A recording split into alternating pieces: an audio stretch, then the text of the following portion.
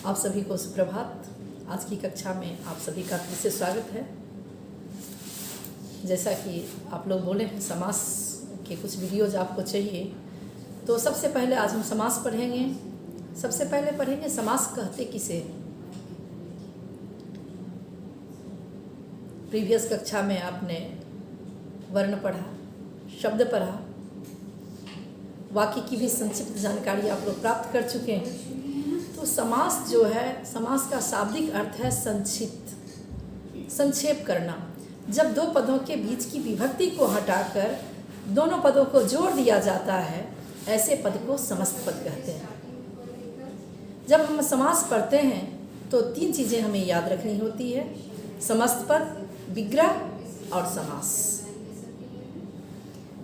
जो दो पदों को जोड़ करके बीच की विभक्ति को हटाकर जो पद बनता है उसे समस्त पद कहते हैं, और जब हम अलग करते हैं उसे तो विग्रह हो जाता है, और उसमें जो समास होती है उसे समास तो आप समझते ही। तो जैसे एक उदाहरण लीजिए, देशभक्ति शब्द है, देशभक्ति। इसमें आप देख रहे हैं जैसे दो पद जुड़ा हुआ है, देश और भक्ति। बीच में कोई न कोई कारक का चिन्ह है जिसे हटाकर दोनों पदों को जोड़ दिया गया है, तो देशभक्ति हो गया समस्त पद, देश के लिए भक्ति हो गया विग्रह, और इसमें समास है तत्पुरुष, चतुर्थी तत्पुरुष है, क्योंकि चतुर्थी का जो चिन्ह है चतुर्थी कारक का के लिए, इसी के कारण यहाँ चतुर्थी तत्पुरुष समास है। समास का मतलब संक्षेप करना। आप कह सकते हैं कि दो पदों के सार्थक मेल को समास कहते हैं। आपको परिभाषा खुद बनाना है, हम परिभाषा कहीं से याद नहीं करते। अब आपके सामने सेब दे दिया गया, आप खा के देखिए कैसा है, बताइए।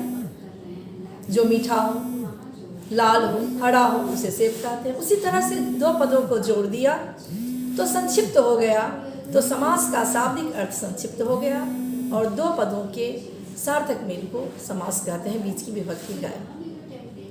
समास के मुख्यतः चार भेद हैं, चार प्रकार के हैं समास: अव्ययीभाव, तत्पुरुष, द्वंद्व और बहुब्रीहि। मुख्य रूप से समास के चार भेद हैं। एक बार और सुनिए: अव्ययीभाव, तत्पुरुष, द्वंद्व और बहुब्रीहि। अब ध्यान दीजिएगा, कोई ना कोई इन चारों समासों का पद प्रधान है। अव्ययीभाव, जिस समास का पूर्व पद प्रधान हो उसे अव्ययीभाव समास कहते हैं। अब पूर्व पद समास में जब समस्त पद बनाते हैं उससे पहले दो पद होते हैं समास में, आपको मैंने पहले बता दिया। दो पद, देश और भक्ति। तो जब पूर्व पद यानी पहला पद प्रधान हो तो वह अव्ययीभाव समास होता है। अब समास की एक चीज़ और है कि समास में, अव्ययीभाव समास में पहला पद अव्यय होता है। आपको पहचानने की, अगर एक तरीके से आप जब नहीं पहचानते हैं तो हम फॉर्मूला बी लेते हैं, फॉर्मूला सी लेते हैं, वस्तु वही है, लेकिन आपके पहचानने के, आपके समझने के तरीके अलग अलग हो सकते हैं। जहाँ पहला पद अव्यय है वह अव्ययीभाव समास है। इसी में पहला पद जिसका प्रधान है वह अव्ययीभाव समास है। अब हम चलते हैं उदाहरण की ओर। एक शब्द लीजिए, समस्त पद लीजिए, यथाशक्ति। यहाँ यथा शब्द जो है अव्यय। अब एक मिनट, अव्यय क्या है?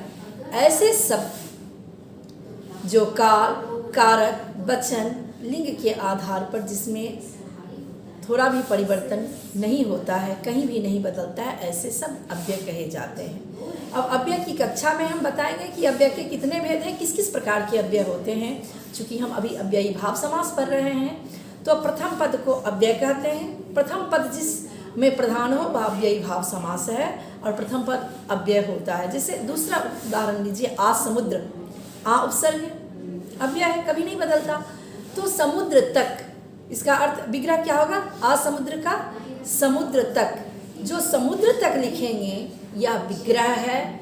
आ समुद्र समस्त पद है और इसमें अव्ययीभाव समास है। आ समुद्र समस्त पद, समुद्र तक विग्रह पद, और इसमें अव्ययीभाव समास है। बहुत सारे एग्जाम्पल हैं इसके। प्रतिदिन, प्रतिपल, आपादमस्तक, प्रतिकार, तो बहुत सारे जो शब्द हैं आप वहाँ पर अव्ययी भाव समास के लिए लिख सकते हैं। उसे विग्रह करके आप चेक कर सकते हैं। आज चूंकि हम समास का परिचय तो अब दूसरे समास पर प्रस्तुत कर रहे हैं, तो दूसरे समास पर चलते हैं। तत्पुरुष समास। तत्पुरुष समास में जैसे आपने अव्ययी भाव में पढ़ा पूर्व पद प्रधान, उसी तरह से तत्पुरुष समास में उत्तर पद प्रधान होता है। उत्तर मतलब बाद वाला पद प्रधान होता है। देशभक्ति पद में भक्ति प्रधान है। देश कोई भी हो भक्ति प्रधान है, हमें भक्ति रखनी चाहिए, तो यहाँ पर तत्पुरुष समास है।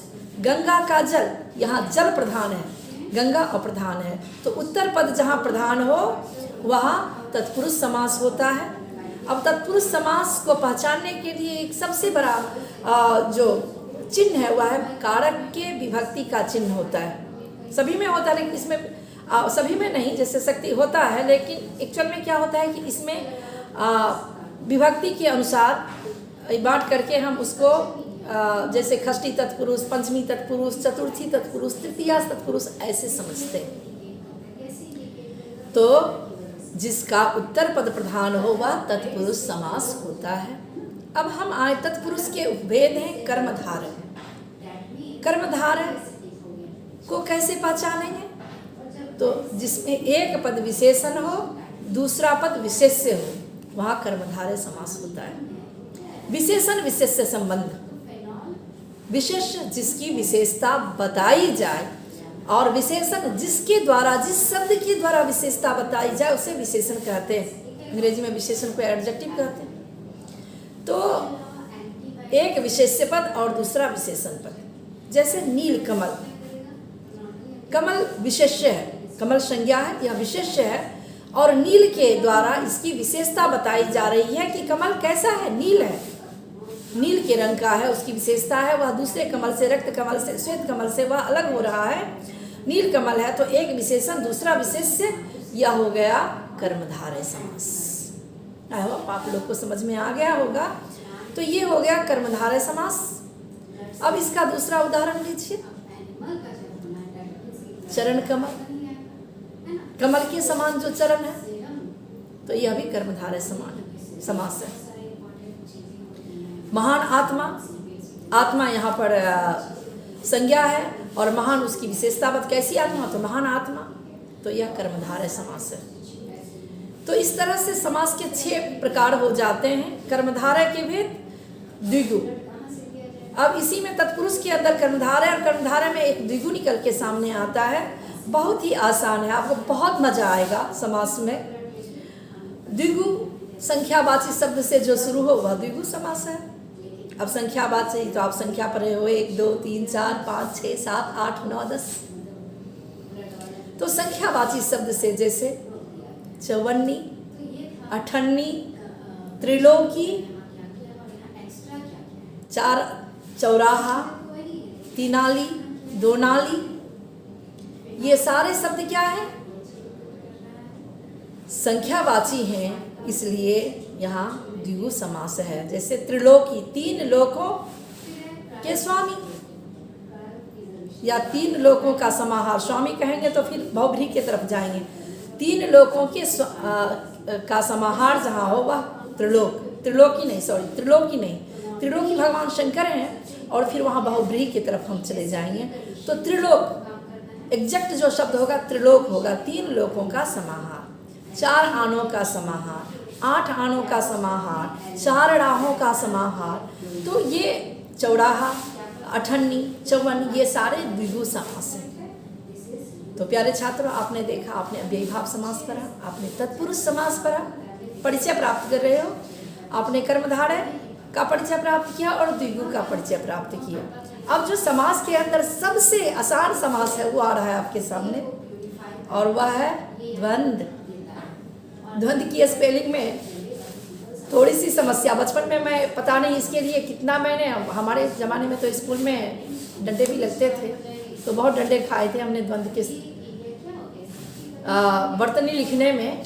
2 वो संयुक्त शुरू में भी और लास्ट में भी, दोनों जगह 2 वो संयुक्त होता है। क्योंकि जब श्याम पट पर पढ़ाऊँगी तो आपको इसका वर्तनी दिखाऊंगी। और इसका जो एग्जैक्ट उच्चारण होगा द्वंद्व, क्या होगा? द्वंद्व। लेकिन हम बोलते हैं क्या? द्वंद्व। उच्चारण वहाँ पर गलत है, लोग गलत लिखते हैं।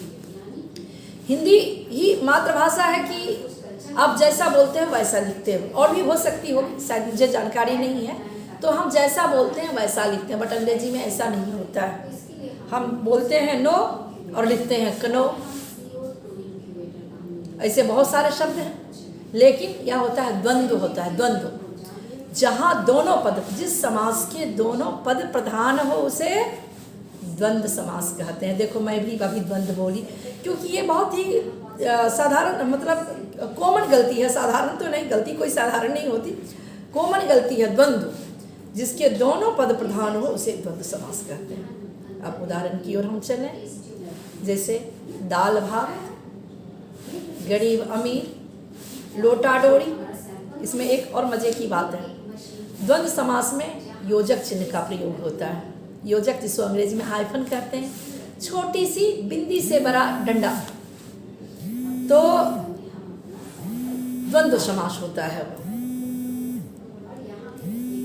अब एक बच गया है, उसको भी आप पहचान ही लीजिए। बहुब्रीहि समास आपने पढ़ा, प्रथम पद प्रधान, उत्तर पद प्रधान, दोनों पद प्रधान। प्रथम पद प्रधान अव्ययी भाव, उत्तर पद प्रधान तत्पुरुष, दोनों पद प्रधान द्वंद्व, और अन्य पद प्रधान बहुब्रीहि समास। अन्य पद प्रधान, तीसरा पद, दोनों पद में से कोई प्रधान नहीं है, तीसरा प्रधान है, वह बहुब्रीहि है। जैसे नीलकंठ, नीला है कंठ जिसके, अर्थात भगवान शिव। यहाँ पर अर्थात बोल के उन जो विशेष महादेव हैं उनका नाम लेना पड़ता है। नीलकंठ के लिए जो जाने जाते हैं, नीलकंठ लेते ही महादेव का नाम आता है। तो नीला है कंठ जिसका, अर्थात भगवान शिव, यह बहुब्रीहि समास है। अब कोई कह सकता है, एक शंका आता है कि यह कर्मधारय क्यों नहीं है? नीला तो विशेषण है और कंठ तो विशेष्य है। हाँ है, लेकिन जब यहाँ शिव के लिए यह शब्द विख्यात है तो वह बहुब्रीहि हो जाएगा।